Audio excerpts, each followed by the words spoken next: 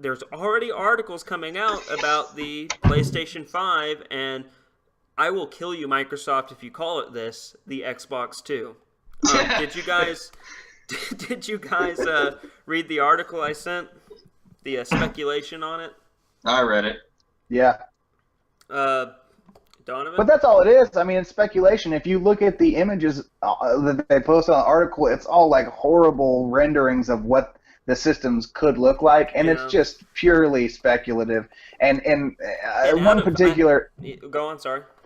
I'm saying like one particular, and if you put a link to this article, that'd be helpful. But one particular image was what somebody thought, would be a good Xbox One controller, and it looks like just an LCD panel with reconfigurable non-tactile touchscreen buttons, which would be a horrible game controller.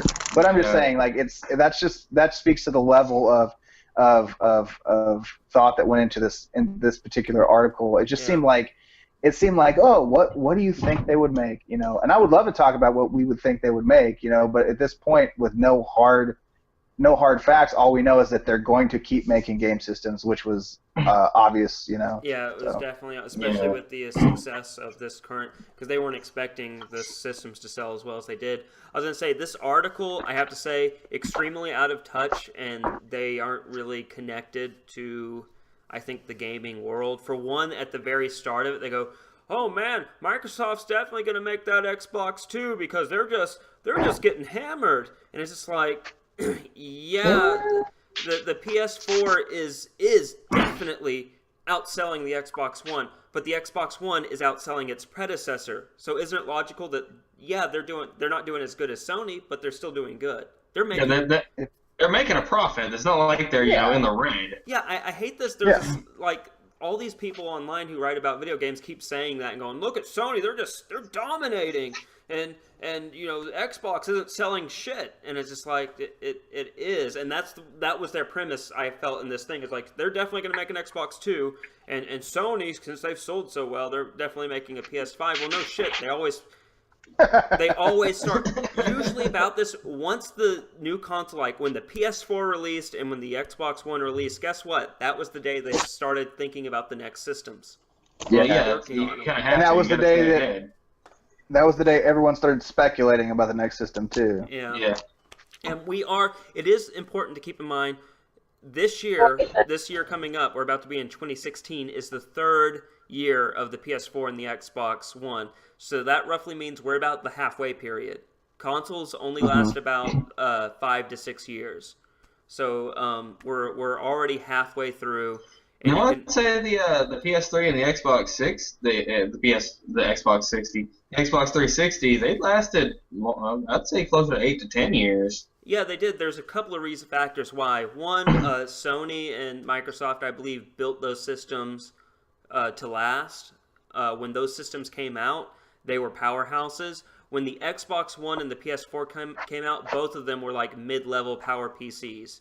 They weren't even like top of the line. So the PS4 and Xbox... back in the day when the 360 and the PS3 came out, PC gaming wasn't... I don't think it was really as big as it is today. You didn't have it wasn't as easy to get a big powerhouse PC as it is today. So now they're not just competing with each other; they're also competing with PC gaming, which they're not going to be able to win that fight because you can personalize a computer for the same price as buying an Xbox One, and it'll destroy the Xbox One. Yeah. Well, the good thing for Microsoft is they don't need to compete because they're on PC. So, yeah, that's true. So, for them, it's a win-win. Whichever one comes out, you got an Xbox app on your Windows 10 now, so it kind of shows you that they think PC is definitely the important one to go to. But that's one good point that article made was that whatever Xbox comes out with next, it has to run Windows 10 because their whole gimmick right now, or I won't say the gimmick, their business plan, which I think is pretty smart, is one OS for PC, mobile, gaming, everything, and the next Xbox has to run, Windows 10 or whatever version of Windows that they're working with. Why even sell a controller that you can plug to your PC, The other reason why they lasted so long is the recession. No one was interested in buying a new system in 2008, 2009, so it was like that kind of also extended the life a little bit because, there was no high demand for that kind of for expensive new consoles. But yeah, for the most part, I felt like this article was kind of heavy on speculation, but also felt like they weren't really. It doesn't seem like they really know the video game industry. They were kind of throwing a lot of wild shit out there. It is true. I do think Sony's leaning heavily on virtual reality. I think the Sony PlayStation VR is the new Kinect. I mean, look at what the PS4 has. It has a handful of exclusives, and mostly it's like, hey, we're getting Call of Duty early, and now they're really heavily focusing on this peripheral for their system. It's like the 360 all over again. Yeah. Well, don't you think it'll go the way of the PlayStation Move, though? Like developers won't support it. I don't know. I don't think Sony's making it as so much as a gimmick for the PS4. That's what I think it's going to come across. But I really think that they're doing it to work on it, to develop it. And I think VR is in the future. I do think the PS5 is going to heavily use VR. And I think this is just their beginning stages in figuring it out with the PS4. Do you think we're going to have a bunch of discs in the store where it's like PlayStation 5, Nathan Drake, and then a little badge in the corner? Instead of saying compatible with Move, it's going to be like compatible with VR? Like every game that's compatible will have a little badge, and they think it's going to be a selling point, but really it's going to be a niche.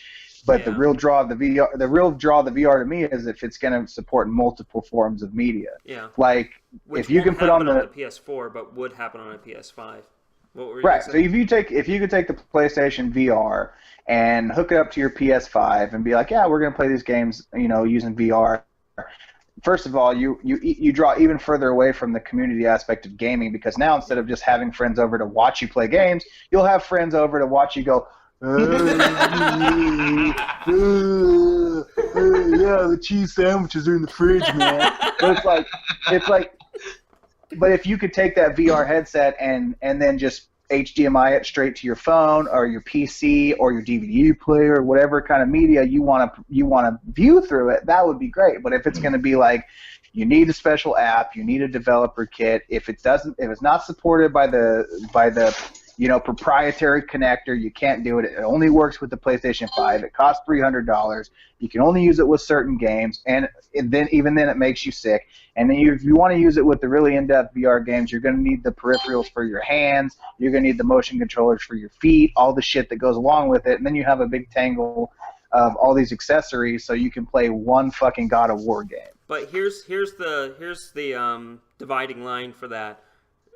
How you just explained it is how we consumers are going to view it. But to a stiff up there in Sony's little corporate office, you list all those things, he's seeing dollar signs. We can sell this and sell this and sell this and sell this. We're going to make tons of money. They love the PS4. They're going to love the PS5, and that's where their thought process is. I think they're going to be a little out of touch with that. But I will say this: what will make it work, I think, the PS5, and Sony's hinted at this heavily, and they have their PlayStation Now. They're going streaming. No more physical media. They don't want the physical.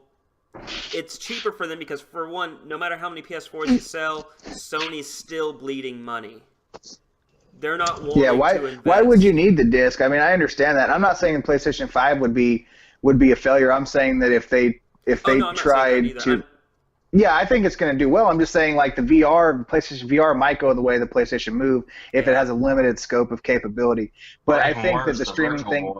I think it's smart for them to do that. They're still bleeding money, and I think it's smart with the what I'm saying with the PS5. Why it will be a streaming box is, you don't have to put the disc in there, or the Blu-ray. You don't have to put the Blu-ray in. That's cheaper. You don't have to manufacture that. You don't have to, maybe put a GPU in there if you're just having a streaming box. Okay, but what if? And then you think can about add the uprising VR to it, which would, if you add the VR, it's bundled with it. Then you can help kind of alleviate that price. So instead of having a $600, $800 thing, you have a $400 streaming box with the whole VR setup with it. Yeah, but think about it this way: what if you don't have internet access? You know what I mean? Their whole system is a streaming system, and you are stationed overseas, or you live in a place where the internet connection is shit, or you don't have access to the internet. You can't buy a game and take it to your house and install it and play it anymore. And Plus, you think can't that share games with your friends anymore. Yeah, and you really think that PlayStation will make the same mistake that the Xbox One did, which was the exact Same fucking complaint. thing.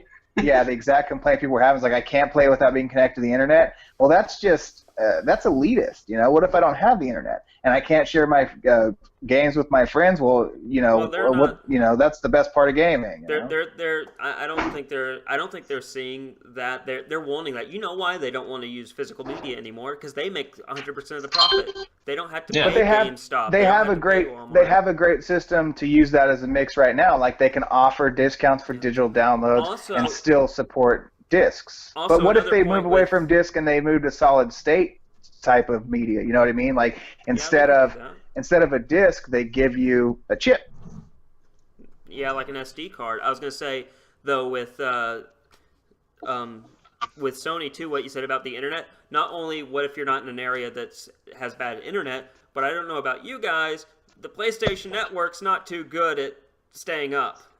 Yeah. They don't. How many times in the past few years has it gone down? Yeah, like all Christmas. Several? It was funny. All Christmas, I think it was a Christmas Eve and Christmas Day, the PlayStation Network was down. So yeah, and it's just like they don't. I mean, think after all these years, they would have put the infrastructure in there to support this. I mean, Microsoft. Well, you're Xbox talking Live about gets knocked down from time to time, but they do a much better job of keeping. Well, that's because Microsoft Xbox Live is paid, and they can afford to give it better service. Yeah, I mean, well, PlayStation. Plus, it's Microsoft, PlayStation is a paid service now too. People are paying for this, service. Yeah. So I think that's the model they want to move to. I think the next generation of consoles is going to be, and they've tried to ease it in. Like Xbox went full bore with the Xbox 360. We're like, you want to play online? You got to buy a subscription, and they carried that on with the Xbox One.